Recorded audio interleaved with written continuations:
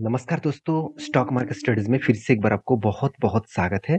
तो आज मैं डिस्कशन करूँगा कुछ इम्पोर्टेंस कंपनी के बारे में, कुछ इम्पोर्टेंस अपडेट के बारे में। तो वीडियो को लास्ट तक देखिए और अभी तक अपने चैनल को सब्सक्राइब नहीं किया तो ज़रूर कर लीजिएगा कंटिन्यूअसली इन्फॉर्मेशन और अपडेट्स पाने के लिए। तो चलो देख लेते हैं आज के स्टॉक के डिटेल्स के बारे में, इस वीडियो में कौन-सा कंपनी है। वीडियो शुरू करने से पहले मैं 2 रिक्वेस्ट करूँगा। सबसे पहले आप चैनल को सब्सक्राइब नहीं किया तो ज़रूर करिए और दूसरा जो रिक्वेस्ट है, इस वीडियो को कोई भी बाय एंड सेल का रिकमेंडेशन मत समझ लीजिएगा। मैं कोई भी टिप्स नहीं आपको देता हूँ कि बाय करो, सेल करो, ऐसे मेरे कोई टिप्स नहीं होता। मेरा मकसद है आपको सिखाना, मेरा काम है सीख कर काम कराना। मतलब खुद के ऊपर आप काम करिए, खुद सीख कर काम करेंगे तो आपको बहुत मतलब सुकून मिलेगा कि हाँ, मैंने कुछ डिसीज़न लिया था, वो डिसीज़न अच्छा हुआ है। मैंने कुछ गलत डिसीज़न लिया, जहाँ से बुरा हुआ है। क्योंकि किसी की बात सुनकर आप काम करेंगे तो आप एज़ ए रोबोट के बेसिस में चलेंगे। वो जा जो कहेंगे वो ही आप करते रहेंगे। ऐसे मत करिए क्योंकि आज शायद मेरे आप वीडियो देख रहे हैं, शायद आप मेरे वीडियो कल आपको पसंद ना भी आए, मगर मैंने जो आपको टेक्निकल चार्ट पैटर्न सिखाऊँगा, जो डेटा देखकर आपको कंपनी के ऊपर काम करना चाहिए, जो डेटा मैं आपको बताऊँगा, वो आपको बहुत हेल्प करेगा। तो प्लीज़ इस तरीके से रिकमेंड को मत समझिए। तो चलो सबसे पहले जिस कंपनी के बारे में डिस्कस करूँ उसका नाम है टाटा मोटर्स। देखिए इस कंपनी के ऊपर मैं बहुत बुलिश हूँ, मैं पहले ही बोल चुका हूँ। मैं इस कंपनी के ऊपर टारगेट 1100 के ऊपर लेकर चल रहा हूँ, 1000 के ऊपर लेकर चल रहा हूँ और मेरा इन्वेस्टमेंट जो है इस कंपनी के ऊपर अराउंड 75 रुपीज़ के आसपास है। तब से लेकर मैं होल्ड करके रखा हूँ एज़ अ लॉन्ग टर्म के लिए और बहुत बार मैंने इस कंपनी के ऊपर स्विंग ट्रेड भी ले चुका हूँ। मेरा 2 तरीके से इस कंपनी के ऊपर ट्रेड है, एक स्विंग ट्रेडिंग के ऊपर है, as a long term investment के लिए भी है। तो लॉन्ग टर्म मतलब ऐसे आप सोच रहे हैं कि सर आप इस कंपनी के ऊपर 20 साल तक रहेंगे। तो ऑलमोस्ट देखिए मैं जब से निवेश करके रखा हूँ ऑलमोस्ट तो मेरा देखा जाए तो बहुत पहले से निवेश करके रखा हूँ और कोविड के बाद मैंने सबसे बड़ा इन्वेस्टमेंट किया इस कंपनी के ऊपर और सस्ते दामों में। तो मैं इस कंपनी के ऊपर किस तरीके से परफॉर्मेंस कंपनी कर रहा है वो मैं आपको दिखाऊँगा। उससे पहले देखिए कंपनी का मार्केट कैप देख लीजिए 2,25,000 करोड़ के आसपास इसका मार्केट कैप है। पी रेशियो तो ठीक-ठाक है और आरओसी आरओई में उतना खासियत नहीं है, फिर भी पॉजिटिव में है, यही बड़ी बात है। एक टाइम तो नेगेटिव हो गया था और कंपनी का देखिए डेप्थ जो एक टाइम 5% के आसपास डेप्थ था, आज 3% के आसपास डेप्थ आप बोल सकते हैं। तो कैश फ्लो के बारे में बात करूँ तो 16,400 करोड़ के आसपास इसका कैश फ्लो देखने को मिला है। तो ओवरऑल कंपनी का जो डेटोस जो डे है वो 16.6 के आसपास है। इसका मतलब इसका जो डेटोस डे देखने को मिला, वो कुछ इस तरीके से देखने को मिला है कि ये कंपनी का जो प्रीवियस डेटा डे है आप वो देखेंगे तो पहले भी 18-21 दिन लगते थे पैसा हाथ में आने के लिए, आज 17 दिन लग रहा है कंपनी के हाथ में पैसा आने के लिए। और सेम टू सेम अगर देखेंगे तो इन्वेंटरी जो डे है वो कितना है 66 डेज, मगर इस कंपनी में एक वीकनेस है वो क्या है डेज पेबल। इसका मतलब जो कस्टमर से वो रॉ मटेरियल्स खरीदते हैं उसको वो बहुत दिनों तक मतलब होल्ड कराते हैं पैसा देने में। तो ये एक कंपनी के लिए नेगेटिव पॉइंट है मेरे हिसाब से, क्योंकि देखिए आप बिजनेस कर रहे हैं तो आपका जो कैश का जो साइकिल है, मतलब आप खुद का प्रोडक्शन से लेकर जिससे रॉ मटेरियल्स खरीदारी है, उसके बाद जिसको आप बेच रहे हैं, ये जो साइकिल चल रहा है कैश का, इस साइकिल आपको एक कंप्लीट साइकिल जो रेस है उसको आप कम टाइम के अंदर होना चाहिए। तो जिसमें आप यहाँ पे डेटोस डे तो ठीक है, इन्वेंटरी डे ठीक है, मतलब डेज बबल बहुत खराब है, मतलब खराब है मेरे हिसाब से खराब है। तो इसीलिए शायद कैश जो कन्वर्सन जो साइकिल्स है वो यहाँ पे नेगेटिव देखने को मिला। तो ऑब्वियसली इसके लिए कोई नेगेटिव बड़ा इम्पैक्ट नहीं आएगा, मगर कंपनी में थोड़ा सा धीरे धीरे करके कंपनी का ग्रोथ होने वाला है। तो कंपनी के जो क्वार्टरली रिजल्ट है, कंपनी इस बार फर्स्ट टाइम नहीं पिछले सालों की तुलना से कम, मतलब पिछले सालों के क्वार्टर की तुलना से कंपनी इस बार अच्छा खासा प्रॉफिट किया। एक चीज आप ध्यान से देखना, इस चीज को मैं बहुत बार बोल चुका हूँ। देखिए कंटिन्यूसली कंपनी को क्या दिखाया गया, प्रॉफिट। तो कंपनी इस लास्ट क्वार्टर 3 में, क्वार्टर 4 में पिछले सालों में और इस बार क्वार्टर 1 में, तीनों में ही प्रॉफिट दिखा। और पिछले सालों में जो क्वार्टर्स था जून मंथ में, वो करीबन 4 साढ़े 4 4,900 करोड़ के आसपास कंपनी लॉसेस में थे। तो लॉसेस कंपनी प्रॉफिट में आया। तो मेरे हिसाब से एक यहाँ पे पॉइंट ऑफ व्यू से देखा है तो प्लस पॉइंट देखने को मिला। तो इसी के कारण की वजह से स्टॉक के ऊपर एक कंटिन्यूअसली मोमेंटम देखने को मिला है। और इन्वेस्टर भी देखिए पहले तो छोटा-मोटा स्टेक खरीद के रखे थे, आज धीरे-धीरे करके होल्डिंग्स को बढ़ाया। तो 15% से होल्डिंग को बढ़ाकर 17% कर दिया।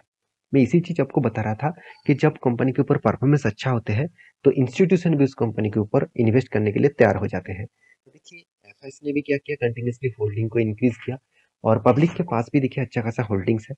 जैसे 20% का होल्डिंग्स था और वो बढ़ के इस बार हो चुके हैं, सॉरी घट के हो चुके हैं 18%। तो पब्लिक ने छोटा-मोटा स्टेक बेचा, छोटा-मोटा नहीं बहुत अच्छी तरीके से स्टेक बेचा, अराउंड 10% का स्टेक बेच दिया। इस यही पब्लिक गलती करते हैं, जब शेयर के ऊपर कंटिन्यू करना चाहिए तब वो माल बेचकर भाग जाते हैं, जब उसके ऊपर होल्डिंग्स बढ़ाना चाहिए तब वो माल बेचकर भाग जाते हैं। तो आप देखेंगे तो एफ प्रोमोटर खुद का होल्डिंग्स को बढ़ा चुके हैं, एफआईसी ने भी बढ़ाया, डीआईएच ने भी बढ़ाया। तो इसके इम्पैक्ट डायरेक्टली आपको नेक्स्ट कुछ ईयर्स में दिखेगा। तो प्रोम एज ए चार्ट पैटर्न के हिसाब से बात करूँ तो मैं एक लॉन्ग विजन के हिसाब से चल रहा हूँ। मैंने ट्रेड कहाँ पे लिया मैं पहले आपको मेंशन कर दूँ। तो देखिए यहाँ पे भी मैंने एक ट्रेड लिया क्योंकि इस रेंज के बाद यहाँ पे कुछ टाइम बिता ब्रेकआउट हुआ। मैंने आपको ट्रेड इस रेंज के ऊपर बोला था कि यहाँ पे मैं एक एंट्री लूंगा और मेरा टारगेट रहेगा 600 के आसपास, क्योंकि 600 जो लेवल्स है ये प्रीवियस एक स्ट्रॉन्ग रेजिस्टेंस कम सप्लाई है। तो इसको जब ब्रेकआउट करेगा और उसके बाद रिट्रेसमेंट करेगा तो एक बड़ा सा धमाका दिखेगा। तो यहाँ पे किस तरीके से पैटर्न्स भी क्रिएट हुआ आप ध्यान से देखना। तो जो पैटर्न क्रिएट हुआ आप इस चीज को नोटिस करेंगे तो यहाँ पे क्या बना शोल्डर, उसके बाद क्या बना हेड, उसके बाद यहाँ पे छोटा सा एक शोल्डर बना। शायद शोल्डर आपको ना दिखे, मैं आपको एक बार दिखा भी देता हूँ। हाँ देखिए यहाँ पे छोटा सा एक शोल्डर बना। उसके बाद देखिए कंपनी ब्रेकआउट भी किया और ब्रेकआउट कंफर्म भी कर दिया। तो मैंने यहाँ पे एंट्री ले लिया और मेरे हिसाब से एक बड़ा टारगेट मिलेगा और टारगेट शायद मुझे 2 साल में भी मिले तो कोई बात नहीं, क्योंकि टारगेट जो मैं लेके चल रहा हूँ करीबन 89 के आसपास, 89% के आसपास। तो करीबन 1150 के आसपास मेरा टारगेट है। मैं इस टारगेट को लेकर चलूंगा, चाहे मुझे 2 साल भी लगे कोई बात नहीं। 2 साल में भी मुझे प्रॉफिट मिलेगा तो 45% के आसपास प्रॉफिट मिल सकता है, एवरेज प्रॉफिट। तो नेक्स्ट जो कंपनी जिसके बारे में बात करूँ उसका नाम है राजेश एक्सपोर्ट। देखिए इस कंपनी के ऊपर मैं कंटिन्यूअसली वीडियो आपको इसीलिए बना के दे रहा हूँ क्योंकि मैं एक राजेश एक्सपोर्ट के ऊपर कोई कोई प्रमोशन नहीं कर रहा हूँ कि आप जाकर राजेश एक्सपोर्ट के ऊपर बाय करें। मुझे जब भी कोई कमेंट दिखने को मिलता है कि राजेश एक्सपोर्ट बंद हो जाएगा, बर्बाद हो जाएगा, खत्म हो जाएगा, तब मुझे ऐसा लगता है कि हाँ इसके ऊपर आपको वीडियो शेयर करना चाहिए। मैं शेयर इसीलिए कर रहा हूँ क्योंकि आपको लग रहा है कि कंपनी खराब हो चुके हैं, बर्बाद हो जाएगा, ऐसे बिल्कुल मत सोचिएगा। पहली बात एक बात सोचिए, राजेश एक्सपोर्ट एक ऐसे कंपनी है वर्ल्ड में 30% जो मार्केट शेयर है, जो गोल्ड माइनिंग का और मैन्युफैक्चरिंग का, वो इसी कंपनी लेके रखा है। सिर्फ सोचिए वर्ल्ड के 30%। मैं कोई इंडिया के बारे में बात नहीं कर रहा हूँ। और इस कंपनी के ज्यादा से ज्यादा बिजनेस यूएस मार्केट में, यूरोप मार्केट में चलते रहते हैं, जर्मनी में भी इसका मार्केट चलते रहते हैं। तो एक पॉजिटिव थिंकिंग के हिसाब से इस कंपनी के ऊपर देखेंगे तो बड़ा धमाका मिलेगा। अगर आप आपके हिसाब से सोचेंगे कि हाँ कंपनी गिरावट में है, कंपनी कुछ दो मतलब बहुत दिनों तक साल भर में 2 साल में कुछ खास परफॉर्मेंस नहीं किया तो कंपनी खराब है, ऐसे सोचेंगे तो आपको स्टॉक मार्केट में आना ही नहीं चाहिए था। क्योंकि कंपनी का बिजनेस मॉडल कुछ इस तरीके से है। देखिए आज यूएस मार्केट में क्या है, रिसेशन है और इकोनॉमिक स्लोडाउन है। तो रिसेशन मतलब कंपनी के इकोनॉमिकली स्लो डाउन है। तो इकोनॉमिकली कोई भी कंट्री अगर स्लो डाउन रहेगा, वहाँ पे लोग जहाँ पे जॉब से बाहर हो रहा है, क्या वो उस कंट्री में लोग ज्वेलरी खरीदारी करेंगे? उस कंट्री में लोग गोल्ड खरीदारी करेंगे? बिल्कुल नहीं। जब हाथ में पैसा रहेंगे एक्स्ट्रा, तब वो उस तरीके से चीज को सोचते हैं। तो मेरा कहने का मतलब है, तो आप कुछ इस तरीके से सोचिए, इस तरीके से कंपनीज के ऊपर बिहेव करिए, जो एक अच्छा खासा ग्रोथ देने का चांसेस है। तो मैं इस कंपनी के ऊपर बहुत बुलिश हूँ क्योंकि कंपनी का परफॉर्मेंस मुझे एकदम अंडर वैल्यूड के साथ साथ कंपनी के ऊपर बहुत ज़्यादा डिस्काउंट प्राइस में कंपनी मिल रहा है। तो इस मौके को मैं कभी भी गंवाना नहीं चाहूँगा क्योंकि मैं बहुत बार ट्रेड भी लिया हूँ और एज ए लॉन्ग टर्म के लिए भी इस कंपनी के ऊपर मैं कंटिन्यू करता हूँ। और हाँ छोटा मोटा क्वांटिटी में लॉन्ग टर्म के ऊपर लेके चलता हूँ और ट्रेड में अच्छा खासा करता हूँ क्योंकि इस कंपनी के ऊपर अच्छा खासा एक लेवल्स बनता है, जो लेवल्स में अच्छा खासा एक एंट्री लेवल्स और एग्जिट लेवल भी मिलता है। तो मैं आपको दिखाऊंगा, उससे पहले कंपनी का परफॉर्मेंस देख लीजिए। डेप्थ के बारे में बात करूँ तो जीरो डेप्थ है और डेटोस डे 11 दिनों के हाथ में, 11 दिनों के अंदर अंदर हाथ में पैसा आ रहा है। तो ये साइकिल्स कितने दिनों में चला, सिर्फ 10 दिनों में। इसका मतलब हाथ में पैसा भी अच्छा खासा टाइम में आ रहा है, कंपनी का प्रोडक्शन भी फटाफट हो रहा है, कंपनी खुद का जो पेमेंट है उसको भी फटाफट कर रहा है। तो सब कुछ मेंटेनेंस करने के बाद जो एवरेज जो कैश साइकिलिंग्स देखने को मिला तो वो 10 डेज है। तो यहाँ पे एक प्लस पॉइंट मुझे देखने को मिला है। और मेरे हिसाब से जब डे पेबल्स ज़्यादा था उस टाइम्स कैश साइकिल्स नेगेटिव में था, तो मतलब ज़्यादा टाइम्स कैश साइकिल्स को कंटिन्यू करने में लग रहा था। तो कंपनीज के जो क्वार्टरली रिजल्ट है, ध्यान दीजिएगा इस चीज़ को कि आपको यहाँ से देखकर आपको लगे कि हाँ कंपनी खराब है तो ऑब्वियसली इस कंपनी से दूर रह सकते हैं। तो मुझे तो बेस्ट पॉइंट लगा क्योंकि कंपनी का जो क्वार्टरली रिजल्ट है, कंपनी पिछले सालों के तुलना से देखा जाए तो कंपनी इस बार 40% के आसपास ग्रोथ किया खुद का सेल्स को, और एक्सपेंस भी कंपनी कंट्रोल करने के बाद कंपनी प्रॉफिट जो जनरेट किया, हाईएस्ट प्रॉफिट है पिछले सालों से। तो जब प्रॉफिट अच्छा हुआ, कंटिन्यूअसली कंपनी प्रॉफिट को लगातार बढ़ाते चले गए, तो उस कंपनी में एक ना एक दिन तो धमाका होगा ही। तो आज नहीं तो कल तो धमाका होगा ही, तो इसलिए शायद शायद नहीं, इसीलिए इंस्टीट्यूशन देखिए खुद के स्टेक को नहीं बेचा। क्यों बेचेंगे वो? क्योंकि जो कंपनी इतने बार, कितने बार देखिए टारगेट दिया, कंपनी एटलीस्ट देखा जाए तो 1 टाइम, 2 टाइम्स, 3 टाइम्स, 4 टाइम्स और 5 टाइम्स, मतलब 5-5 बार कंपनी टारगेट दिया, और वो भी कोई छोटा-मोटा टारगेट नहीं है। 35% से 40% तक, 35% से 40% तक टारगेट यहाँ पे कंपनी दिया। तो फिर से देखिए वही रेंज के ऊपर आया है, जिस रेंज को बार-बार मैं मार्किंग कर रहा हूँ, उसी रेंज को आने के बाद वो टारगेट अचीव कर रहा है। वही रेंज को फिर से रिटेस्ट किया, और मेरे हिसाब से यहाँ तक अगर टारगेट मिलता है, तो 40% के ऊपर आपको टारगेट मिलेगा। तो यहाँ पे एक क्वेश्चन आएगा कि सर इस टारगेट कब मिलेगा? देखिए कब मिलेगा ये किसी को पता नहीं होता। तो अगर मुझे ये पता होता तो कब मिलेगा, तो मैं सारे के सारे इन्वेस्टमेंट इसी कंपनीज के ऊपर कर देता। क्योंकि मुझे तो पता है कि इस टाइम के अंदर-अंदर यहाँ तक टारगेट मिलेगा। टारगेट होगा कि नहीं होगा उसी का किसी को पता नहीं है, क्योंकि ये एक प्रेडिक्शन है, उस प्रेडिक्शन के हिसाब से चलना चाहिए। जब कंपनी का परफॉर्मेंस अच्छा हुआ है, तो तब इस तरीके से कंपनी में ग्रोथ होने का चांसेस भी है। बाकी आप समझदार हैं, उस हिसाब से काम करिए। तो नेक्स्ट जो कंपनी जिसके बारे में बात करूँ उसका नाम है कैम्स।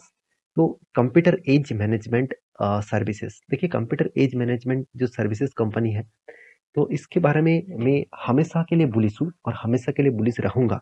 तो क्यों रहूँगा? क्योंकि इस company mutual fund transfer agency है। देखिए स्टॉक मार्केट के में मान के चलिए, इंडिया में अगर 100 लोग स्टॉक मार्केट के ऊपर निवेश करना चाहते हैं, तो उनमें से डायरेक्टली इक्विटी में निवेश करेंगे, मतलब ओपनली स्टॉक को खरीदारी करेंगे। मान के चलिए 10% लोग, बाकी लोग जो है वो बाकी लोग क्या कर रहे हैं? म्यूचुअल फंड कर रहे हैं। तो म्यूचुअल फंड लोग बहुत ज़्यादा कर रहे हैं, क्योंकि उसको उतना टाइम नहीं है स्टॉक के बारे में फाइंड आउट करने में। म्यूचुअल फंड में क्या होता है, आपको एक एवरेज रिटर्न मिल सकते हैं। मान के चलिए 15%, 16-17%, उससे ज़्यादा आपको रिटर्न बहुत कम कंपनी में मिलता है। अगर आप सही कंपनी सही टाइम में अगर पकड़ लिया, तो उस कंपनी आपको मल्टीपल का रिटर्न भी दे सकते हैं, उसके साथ साथ आपको एवरेज 20 से 25% तक रिटर्न दे सकते हैं। अब मैं सालाना के बारे में बात कर रहा हूँ। अगर आपने वही कंपनी उसी कंपनी को सही टाइम में पकड़ लिया, आपको 3 मंथ में 6 मंथ के अंदर अंदर 30-40% का भी रिटर्न मिल सकता है। तो ऐसे बातचीत मैं क्यों कर रहा हूँ, क्योंकि मैं इस कंपनी के ऊपर कुछ उसी तरीके से ट्रेड में आपको दिखाऊंगा। मैंने कहाँ पे ट्रेड लिया, और तब भी मैं आपको वीडियो बना के बताया था, और कंटिन्यूअसली मैं वीडियो बना के आपको बता रहा हूँ कि इस तरीके से ट्रेड कभी भी बने, तो उस मौके को आप प्लीज़, इस मौके को आप रिकमेंडेशन मत समझना, उस मौके को आप स्टडी करके ज़रूर कंटिन्यू कर सकते हैं। तो देखिए कंपनी का आरओसी आरओई बेस्ड है, कंपनी का पी रेशियो थोड़ा-सा हाई है, डेब्ट ज़ीरो है, एनुअल इनकम भी अच्छा खासा है, प्रोमोटर के पास उतना ज़्यादा होल्डिंग्स नहीं है, अर्निंग पर शेयर बहुत शानदार है, कंपनी का पैग रेशियो बहुत हाई है, और क्विक रेशियो तो ठीक है, EBITDA मार्जिन भी ठीक है, और कंपनी का आरओसी 3 साल में बहुत शानदार है। जब ये सारे पॉइंट्स पॉजिटिव में है, उसके साथ-साथ कंपनी का क्वार्टरली रिजल्ट भी इस बार हाईएस्ट सेल्स इंक्रीज़ किया, कंपनी एक्सपेंस को मेंटेन करने हाईएस्ट प्रॉफिट दिखाया, तो उस कंपनी के ऊपर डरना नहीं चाहिए। उस कंपनी के ऊपर ज़्यादा निवेश करके अच्छी तरीके से कंटिन्यू करना चाहिए, मतलब पेशेंस के साथ बने रहना चाहिए। तो क्यों पेशेंस के साथ बने रहें, तो वो भी तो देख लीजिए। देखिए चार्ट पैटर्न के हिसाब से मैं बात करूँ, तो मैंने आपको ट्रेड एक मेंशन किया था, मतलब मैं जहाँ पे ट्रेड लिया वो मैं आपके साथ शेयर किया था। यहाँ पे क्या बना था, एक शोल्डर, उसके बाद शोल्डर, उसके बाद हेड, उसके बाद फिर से शोल्डर। देखिए जब head and shoulder pattern create हो रहा है, और वो भी प्रीवियस हाई के नीचे, तब आप देखेंगे तो वो हायर चांसेस है उसको टारगेट अच्छी तरीके से अचीव होगा। देखिए कंटिन्यूअसली यहाँ पे क्या हो रहा है, बाइंग हो रहा है। तो फर्स्ट देखिए इस कैंडल ने ब्रेकआउट दिया, और इस कैंडल ने कंफर्मेशन कर दिया। मेरा एंटी लेवल एक्चुअली इस लेवल में है, इस कैंडल के क्लोजिंग में मेरा एंटी लेवल है, और मैंने यहाँ पे एंटी लिया, और कंटिन्यूअसली तो वो बाई होता ही जा रहा है। तो मेरे हिसाब से मेरा टारगेट एक्चुअली है 2645, इस लेवल में मैं टारगेट लूंगा। और क्यों यहाँ पे टारगेट में मेंशन किया हूँ, सबसे पहली बात, यहाँ पे जो हेड का जो साइज है, यही इसका टारगेट बना।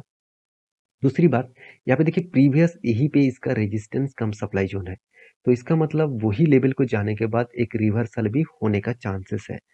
तो फटाफट इस कंपनी के ऊपर अगर टारगेट मिल गया, तो मैं यहाँ पे एग्जिट लूंगा, और नेक्स्ट एंट्री कब मिलेगा तो मैं आपके साथ जरूर शेयर करूंगा। तो फिलहाल के लिए आप कहेंगे सर क्या मैं यहाँ पे एंट्री लूँ? देखिए मैं बहुत बार बोल चुका हूँ, प्लीज कोई भी एंट्री मेरे कहने में मत लेना। मैं खुद के जो एंट्री लेवल्स है वो मैं आपके साथ शेयर करता हूँ। आपको एंट्री लेना था तो जब मैं आपको इस कप बना, हैंडल बना, बार-बार मैं वीडियो आपको इसीलिए बना के दे रहा हूँ क्योंकि मैं आपको समझा सकूँ, आपको मैं सिखा सकूँ कि कभी भी कोई भी एंट्री लेवल्स बनता है तो उसकी उस एंट्री लेवल में आपको पेशेंस के साथ बने रहना पड़ेगा। सही टाइम में एंट्री लीजिए, सही टाइम तक वेट करिए, आपको प्रॉफिट मिलेगा। तो यह प्रॉफिट कितना मिलेगा? 14% और देखिए जिस तरीके से वो तेज़ी से भाग रहा है, मेरे एंट्री लेवल से अगर मैं देखूँ तो यहाँ पे भी अगर टारगेट मिले, अगर मुझे 1 मंथ के अंदर-अंदर भी टारगेट मिले और अभी भी 12% तो मैं तो खुश हूँ क्योंकि साल भर में लोग 12% पाने के लिए तो तड़पते हैं और 1 मंथ में 12% तो मेरे लिए मतलब एक प्रसाद की तरह है। तो बाकी आप समझदार हैं, मैं ज़्यादा बात नहीं करूँगा इसके ऊपर। तो नेक्स्ट जो कंपनी जिसके बारे में बात करूँ उसका नाम है लांसर कंटेनर्स लाइन्स लिमिटेड। तो ये कंटेनर बिजनेस करने वाला कंपनी है। अगर इसका वेबसाइट विजिट करेंगे तो आपको कुछ इस तरीके से परफॉर्मेंस दिखेगा कि कंपनी एक कंटेनर बिजनेस करने वाला कंपनी है। तो देखिए कंटेनर बिजनेस करने वाला कंपनीज में इंडिया के नंबर 1 कंपनी कौन है? कनकोर, जो एक गवर्नमेंट कंपनी है, जो कंटेनर कॉर्पोरेशन इंडिया लिमिटेड जिसका नाम है। तो उस सेक्टर के एक छोटा-सा कंपनी, छोटा मतलब कितना छोटा आप देखेंगे तो कंपनी का मार्केट कैप 1300 करोड़ है। कंपनी का परफॉर्मेंस तो मुझे ठीक-ठाक देखने को मिला एनुअली इनकम भी अच्छा खासा है। सिर्फ एक पॉइंट्स मुझे वीकनेस लगा वो है इसका डेप्थ। कंपनी का डेप्थ ज़्यादा है और कंपनी का हाथ में कैश नेगेटिव है मतलब खुद के पैसे को कंपनी री-इन्वेस्ट किया।